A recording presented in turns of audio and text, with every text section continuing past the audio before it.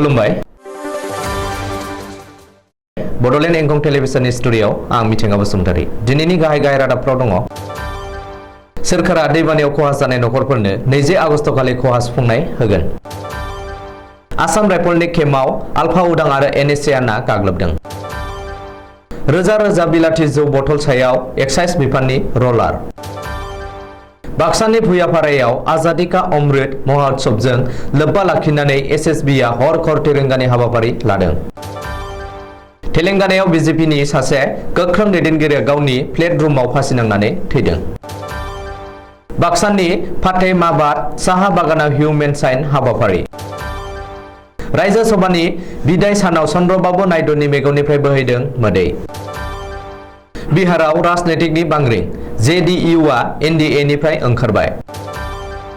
पश्चिम जनाय मंडल बीजेपीआ हर खर तिरंगा हाबाफारिखौ लोब्बा लाना साइकेल रैली खालामदों बिटिआर गोरोबथानि सागान होगिरि आफादफोरा बिटिआर गोरोबथानि दफा मावफुंनायखौ लाना मिरु नखर मन्त्रालयजों सावरायदों दानिया फैदो आबुं रादाबाव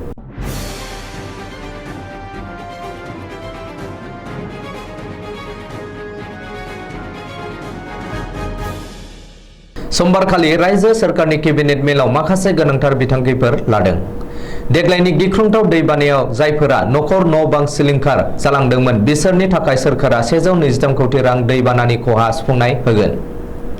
फैबाय थानाय 15 आगस्ट खालि हादरनि 75थि उदांस्रि सान फालिनायनि उनाव 20 आगस्ट खालि सरकारा दैबानायाव सिलिंखार जानाय नखरफोरनो खहा सुफुंनाय होगोन बे खहा सुफुंनाय रांखौ सरकारा मुलाम्फागिरिफोरनि बेंक एकाउन्टआव सोनानै हरगोन बेनि बागै मन्त्रि जयन्त मल्ल बरुवाया खौरां बिजोङाव फोरमायनाय बायदिब्ला रायजो नाङै गिख्रंथाव दैबानायाव 5532 नखरफोरा आबुङै खहा जादों बेनिनो हाजोआरि ओनसोलनि नखरफोरनो 1.01 लाख रां आरो हायेन ओनसोलनि नखरफोरनो 95,000 रां खहा सुफुंनाय होगोन मख'नो गोनांदि राज्य सरकारनि केबिनेटआ आसाम मटर भेहिकल एक्ट 2003 खौबो सोदांबाय गोदानै सोदांखांनाय बे आयेन बादियै पुलिसआ जब्द खालामनाय गारि मटरखौ 90 साननि गेजेराव बिगोमाया लांफैयाब्ला खुंथाया निलाम होनो हागोन एबा निलामाव फानहरनो हागोन 15 आगस्ट हादरनि उदांस्रि साननि सिगां सरकारजों होबथाना दोनजानाय उदखारि आफाद आलफा उदां आरो एनएसएआ आसाम राइफलनि केम्पआव गाग्लोबदों दिनै फुंबिलियाव अरुणाचल प्रदेशनि भारत म्यानमार सिमनायाव जादों आसाम राइफलनि केम्पआव उदखारि गाग्लोबनाय जाथाया सुलुङाव फोरमायथिनाय बायदिब्ला भारत म्यानमार सिमनायाव थानाय फांसु पासायाव गोदानै बानायनाय आसाम राइफलनि सावनियाव आलफा उदां आरो एनएसएआ दिनै फुंनि 4 रिंगायाव जथायै गाग्लोबदों बे गाग्लोबनाय जाथायनि सायाव आसाम राइफलाबो फोरमायदों आसाम राइफलनि बिथिंनिफ्राय फोसावनाय बायदिब्ला उदखारिनि गाग्लोबनायाव आसाम राइफलनि सासे जीसीअआ जखम जादों आरो बेनि अनगायै जेबो खहा जायाखै ओरैहाय बे खौरांखौ सुजुनाय समहालागै आलफा उदां आरो एनएसएआ आसाम राइफलनि केम्पआव गाग्लोबनाय जाथायनि बिबान रुजुनाखै आरो सिमान लायाखै कार्बि आंलं जिल्लानि बकाजानाव बिलाथि जौ बथलनि सायाव एक्साइज बिफाननि रलार सालायदों मिथिनो हानाय बायदिब्ला कार्बि आंलं जिल्लानि बकाजान कटकटियायाव एक्साइज बिफाना बोखांनो हानाय रोजा रोजा बिलाथि जौ बथलफोरखौ रायजो राजाफोरनि सिगाङाव रलार सालायना सिफायबाय आरो फोजोबस्रांबाय पुलिसआ जब्द खालामनो हानाय बिलाथि जौफोरखौ फोजोबस्रांनाय हाबाफारियाव कार्बि आंलं अट'नमास काउन्सिलनि चिफ तुलिराम रंहां कार्बि आंलंनि जिल्ला बेंगिरि एसपि आरो कार्बि आंलं अट'नमास काउन्सिलनि गुबुन बिफाननि मावफुं सोद्रोमाफोर आरो गोजौ थाखोनि सोरखारि मावख'गिरिफोरा बाहागो लायो बेनि बागै कार्बि आंलं जिल्ला एक्साइज बिफाना सुलुङाव फोरमायनाय बायदिब्ला कटकटियायाव कार्बि आंलं जिल्ला एक्साइज बिफाना दिनै 20,000 लिटार बिलाथि जौ फोजोबस्रांदों बबेखानि एक्साइज बिफाना फोजोबस्रांनाय बिलाथि जौनि बेसेना खमैबो 58 लाख रां जागोन होननानैबो सुलुङाव फोरमायदों रिपर्टनि बायदिब्ला बे बिलाथि जौफोरखौ गुबुन समाव गुबुन जायगायाव अपारेशन खालामना कार्बि आंलं पुलिसआ हमनो हादोंमोन बाक्सा जिल्लानि भारत भुटान ओनसोल भुयापारायाव 27थि बेटेलियन एसएसबीनि बानजायनायाव हर खर तिरंगानि सांग्रांथि हाबाफारि खुंनाय जादों सालबारि महकुमानि बेन्दोङाव थानाय भुयापारा केम्पआवबो 75थि उदांस्रि सान एबा आजादी का अमृत महोत्सवजों लोब्बा लाखिनानै हावलिनि 27थि बेटेलियन एसएसबीनि हानजाया हर खर तिरंगानि हाबाफारि लानानै जायगानि रायजो राजाखौ गोसो फुदुंनो सांग्रांथि हाबाफारि लानायखौ नुनो मोनदों 75थि उदांस्रि साननि अमृत महोत्सवजों लोब्बा लाखिनानै खुंफुंनाय होफैनाय हर तिरंगा बे हाबाफारियाव 27थि NSSB-नि हानजानि बानजायनायाव मोनसे भुयापारा केम्पनिफ्राय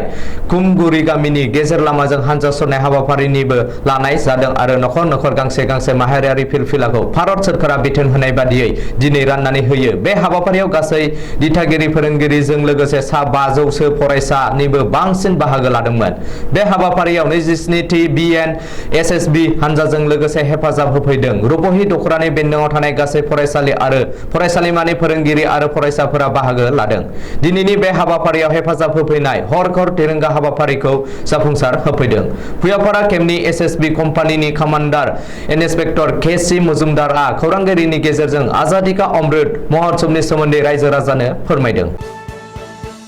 तेलेंगानायाव BJP स्टेट इउनिट दैदेनगिरि ज्ञानेन्द्र प्रसादआ गावनि थाग्रा न' एबा फ्लेटरुमनि सिलिं फांखायाव फासि नांनानै थैदों। पुलिसनि सुलुङाव फोरमायनाय बायदिब्ला शेरलिंगापल्ली बियाबनि BJP दैदेनगिरि ज्ञानेन्द्र प्रसादआ गावनि जोथोन लाग्राजों लोगोसे मोनसे फ्लेटआवनो थायोमोन। नाथाय समबारनि फुङाव जेब्ला जोथोन लाग्रा हेल्पारा साहा फुदुंनानै साहा हैनो थाङो अब्ला ज्ञानेन्द्रनि दरजाया गेवाखैमोन। फोजाब्लाबो सिखारैलाय हेल्पारा गावनो दरजाखौ सिफायनानै सिङाव नायब्ला ज्ञानेन्द्र प्रसादआ गावनि फ्लेटनि सिलिं फांखायाव फासि नांनानै थैनानै दंमोन। थैनाय जायगानिफ्राय पुलिसआ जेबो सुइसाइड नट मोनाखै। अदेबानि नखरनिया FIR होनाय बायदियै पुलिसआ केसखौ रेजिस्टार खालामबाय होननानै मिथिनो हादों। बाक्सा जिल्लानि सालबारि महकुमानि बेन्दोङाव थानाय दिनै बुहुमनां आदिबासी सानजों लोब्बा लाखिनानै आदिबासी फरायसा आफादनि बानजायनायाव हिउमेन साइन हाबाफारि लानाय जादों। बुहुमनि गासै आदिबासी माहारिखौ समाजाव जाति हिसाबै सन्मान खालामनायनि दाबिजों हिउमेन साइन हाबाफारिनि गेजेरजों दाबि दिखांदों आदिबासी फरायसा आफादा।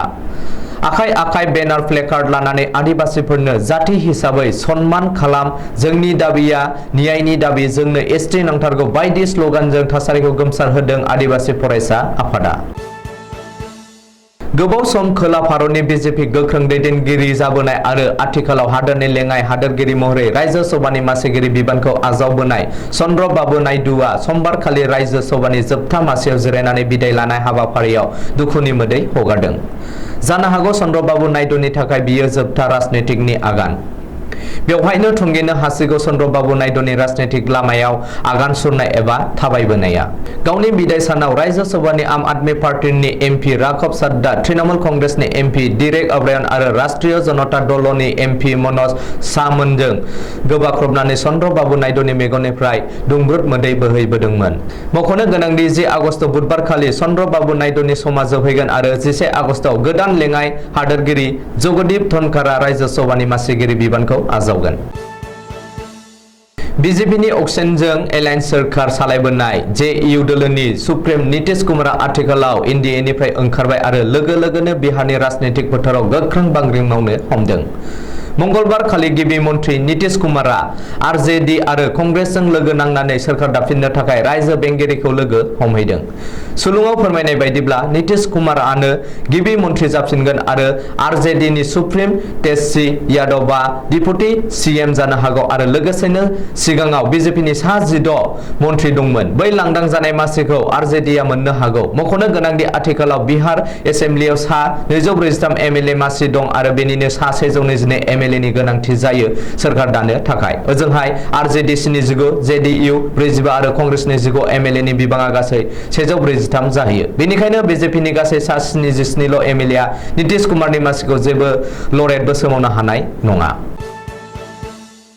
धेमाजि जिल्लानि पश्चिम जनाय मण्डल BJPनि बानजायनायाव 500सो साइकेल रेली खालामनानै भारत उदांस्रिया 75थि बोसोर आबुं जानायनि आजादी का अमृत महोत्सवजों लोब्बा लानानै हर तिरंगा हाबाफारिखौ आबुङै मावफुंनो थाखाय साइकेल हानजा सुरो।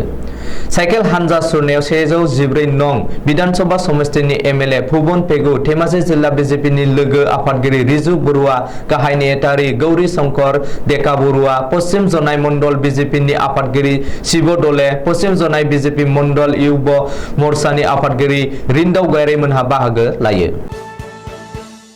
एबसु, UBPO आरो NDFB-नि मोनथाम हानजाया बिटिआर गोरोबथानि दफाफोरखौ थाबैनो मावफुंनांगौखौ लानानै मैया बेलासे 4 रिंगायाव मिरु नखर मन्त्रालयनि बिबानगिरिफोरजों सावरायलायो। मिथिनो हानाय बायदिब्ला बे सावरायनायाव स्पेशल डाइरेक्टर रिक्रुटमेन्ट जों थाबैनो मावफुंनो थाखाय गोख्रोङै नारसिनो आरो